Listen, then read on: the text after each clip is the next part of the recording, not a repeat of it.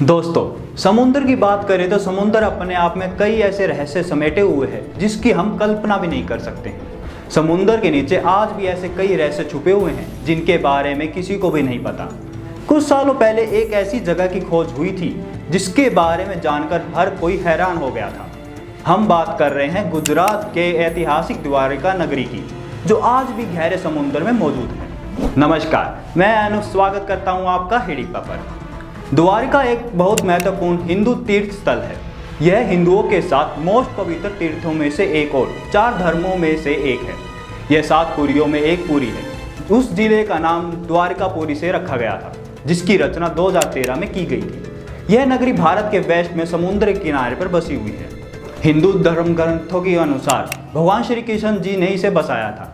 यह श्री कृष्ण जी की कर्म भूमि है। द्वारिका भारत के 7 सबसे प्राचीन शहरों में से एक है। श्री कृष्ण जी का मथुरा में जन्म हुआ था, पर राज उन्होंने द्वारिका में किया। यहीं बैठकर उन्होंने सारे देश की बागडोर अपने हाथ में संभाली थी। पांडवों को सहारा दिया, धर्म की जीत कराई और शिशुपाल और दुर्योधन जैसे अधर्मी राजाओं को मिटाया था। द्वारिका उस जमाने में राजधानी बन गई थी। बड़े बड़े राजा वहां आते थे और बहुत से मामलों में भगवान श्री कृष्ण जी की सलाह लेते थे। इस जगह का धार्मिक महत्व तो है ही, लेकिन रहस्य भी कम छुपे हुए नहीं है। ऐसा माना जाता है कि मथुरा छोड़ने के बाद भगवान श्री कृष्ण जी ने द्वारिका में एक नया नगर बसाया था।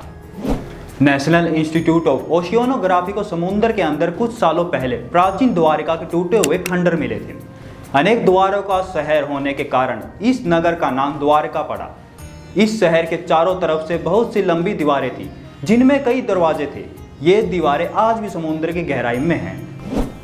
1963 में सबसे पहले द्वारिका नगरी खोज करने के लिए Deccan college Pune, department of archaeology और गुजरात सरकार ने साथ मिलकर किया था।